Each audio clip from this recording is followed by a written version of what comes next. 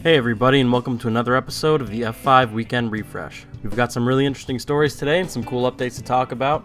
Please make sure to hit the like button if you're enjoying the video and subscribe to us for more weekly gaming videos. With all that being said, let's dive right in here. After the popularity and success of Metro 2033 and Metro Last Light, rumors have been surfacing about a brand new Metro game coming in 2017. Well, things have been said, posts have been made, and posts have also been removed. An original post for the new game said, "It all adds up to something. Where the book ends their story, the game will pick it up. An era of great discoveries lies ahead." That post has now been removed and replaced with something even more vague. In addition to the post removal, Deep Silver released a statement about the game. They said, "As the exclusive rights holder to video games set in the Metro 2033 universe, Deep Silver has ambitious plans for the hugely successful Metro series. But, just to manage our fans' expectations, releasing the next Metro game in 2017 is not one of them. When we have more news to share, we will. Thank you for your patience." So right now everything is up in the air. I'm sure many fans are waiting patiently for the next installment in the series, but for now we just need to wait for news and be fully aware that we won't be seeing a new Metro game in 2017. Next up, we have some stuff to cover from the latest BlizzCon. The Sombra reveal was talked about last week, and believe it or not, BlizzCon was actually about more than just Overwatch. Every game got a chance to show off some new content, including Hearthstone. This new expansion is called The Mean Streets of Gadgetzan. We don't know what it's going to bring to the game, but we do know some of the cards that are being laid out on Hearthstone's Facebook page. If you want to see the new cards, we have a link from the article on our website. In addition to the Hearthstone news, Diablo III got some love at BlizzCon as well. The old fan favorite Necromancer character is going to be available to players in 2017. The expansion doesn't have a price on it yet, but it will include the ability to make a male or female Necromancer. It gives players a new pet, 2 slash tabs, and 2 new character slots. Hopefully it's just as fun to play in Diablo 3 as it was in Diablo 2. This is definitely an expansion I'm going to be keeping an eye on. Well, it looks like Gears of War 4 isn't doing as well as the Coalition had hoped. Despite all of the hype that the Coalition tried to get for the game, sales haven't been all that great. After the first week, the game sold around 617,000 copies worldwide. Over 50% of those copies were sold in the United States, with the rest finding their way through Europe and Japan. While 617,000 certainly isn't a small number, it is only ranked 4th of the 6 titles in the series. Gears of War 3 sold 2.96 million copies on its opening week, and Gears 2 sold 1.87 million copies. With Gears 4 flopping so hard, the Coalition is going to have to make up a lot of lost ground and see if they can get the ball rolling here. Speaking of games that didn't do all that well, we have Diddy Kong Racing Adventure, the would-have-been sequel to the original Diddy Kong Racing from the Nintendo 64. Racing Adventure was intended for the GameCube, but complications got in the way of its release. The system was completely redone, and players would have been able to use the GameCube C-Stick to distribute the racer's weight across the vehicle. The player could also jump from one vehicle to another, allowing them to change their method of travel mid-race. Each racer in the game would have their own special ability that could be activated after obtaining a dark fruit. Other fruit types would yield different forms of attacks. I was a big fan of the old school racing games, and while I would have probably enjoyed playing this when I was younger, I can't say that I'm going to be losing any sleep over it tonight. While moving on from old school failures, we have something a bit more relevant here. The new Mass Effect game, Andromeda, is going to bring some brand new changes to the series. It all starts with the way your character interacts with others. The old games used to have Paragon and Renegade choices to help shape your character. Much like the Fable series, these choices would sway your character to either good or evil in the eyes of others.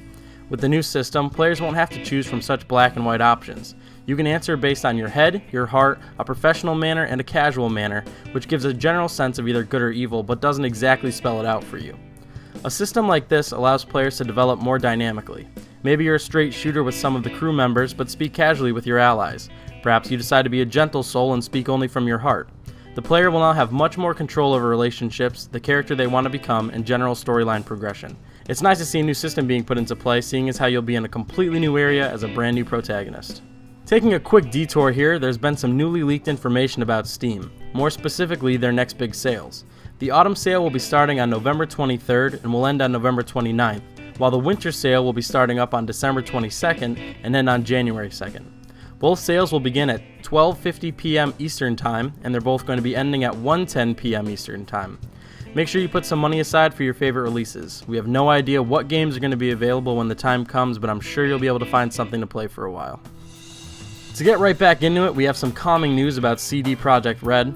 There was a shareholders meeting to discuss capping the amount of shares a person can buy. Normally these types of situations are discussed in order to prevent the takeover of a company. You don't want a competitor to come in and buy out all of your shares. This meeting scared a lot of fans. They thought that the great studio behind the Witcher series was being threatened. After CD Projekt heard about these fears, they wanted to make a statement. As for the rumor, it emerged after the board suggested introducing a voting cap during the upcoming shareholder meeting. However, the proposal is not a reaction to any current events affecting CD Projekt. Rather, it is meant as insurance against future hypothetical scenarios which may never materialize. We wish to safeguard the interests of minority shareholders in a hypothetical case where a major shareholder emerges professing a business and strategic vision which conflicts with ours.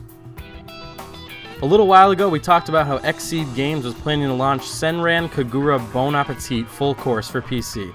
Well, it has happened. On November 10th, the full release of the title came to PC, which was once exclusive to the PlayStation Vita. Again, the PC version features not only 1080p resolution and 60 FPS, but also the base game, the Jessen and Habijo expansion, and all the DLC that was once home to the PS Vita. After watching this trailer, I feel the need to say this game looks like an extremely sexualized mashup of Cooking Mama and Guitar Hero. I'm not exactly surprised by that either. As for the plot, and boy I'm sure it's extremely in-depth, Full Course shines a spotlight on a set of girls' academies who must take a break from their typical slash and bash adventure and instead turn into the culinary arts. The Shinobi Master Hanzo vows to allow the winner of the first annual Super Dish Gourmet Cook-Off a scroll that can grant one and only one wish.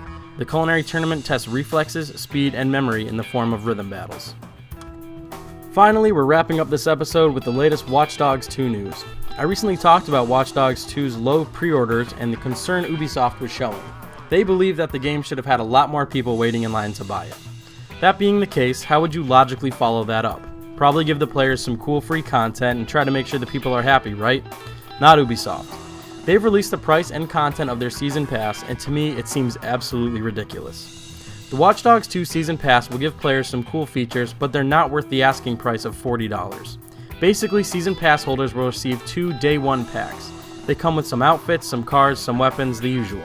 It's cool that players will get something right out of the gate, but getting some new outfits and cars doesn't really justify spending $40 to me. Let's see what else we get though. Later on, the pass will give players access to 3 major downloads. The first is the T-Bone Content Bundle. This presents a new enemy, a Raymond T-Bone Kenny outfit, and a T-Bone truck. It also gives a new co-op difficulty called Mayhem, and I have a serious problem with this. Why is Ubisoft making a difficulty level cost money for players? Isn't that something that should be, free? Don't worry though, it doesn't stop there. No Compromise, the next DLC, gives a new world story revolving around the Russian Mafia, and a brand new co-op mode called Showdown. Again, come on Ubisoft. The final DLC, Human Conditions, is a bit more reasonable. This gives 3 world story missions that are at least an hour apiece, a new enemy type, and a currently undetermined amount of elite co-op missions. If Ubisoft wants people to raise sales, they need to start giving more away for free. Charging players more than normal for a season pass, plus not really giving anything that makes sense, tends to be the wrong road to walk on. This isn't Bethesda we're talking about here. Bethesda might charge a lot for their passes, but you know you're getting hours upon hours of new content. I don't agree with season passes either way, but I think that this is a little ridiculous for Watch Dogs 2. I hope you guys enjoyed the video. Make sure to leave a like and subscribe if you want to see more of these. Maybe even leave a comment down below if you want to share some of your own opinions on these stories. Until next time, this is AS Unreal, and we hope to see you soon.